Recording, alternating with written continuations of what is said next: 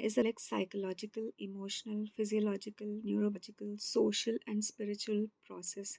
It manifests through any behavior in which a person finds temporary relief or pleasure and therefore craves, but that in the long term causes them or others negative consequences, and yet the person refuses or is unable to give it up.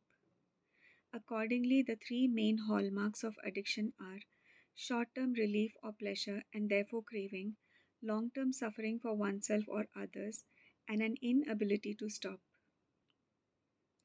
Two things to note right away. First, my definition omits disease, which is not to say that it must exclude it. As I articulated in chapter 6, most illnesses are best understood as complex processes manifesting a person's entire life rather than discrete things in themselves. Second, this definition is not restricted to drugs.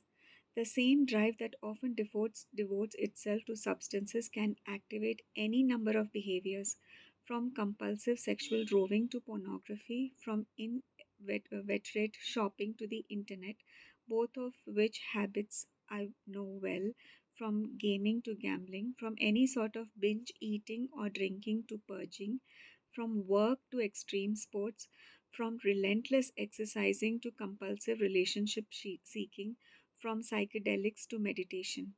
The issue is never the external target, but one's internal relationship to it. Are you craving and partaking of something that affords you temporary relief or pleasure, inviting or incurring negative consequences but not giving it up? Welcome to the meeting. Free coffee in the back.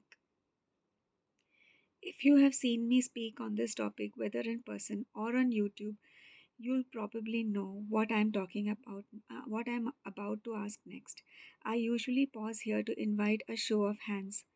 Who, by the definition just given, is now or ever has been addicted?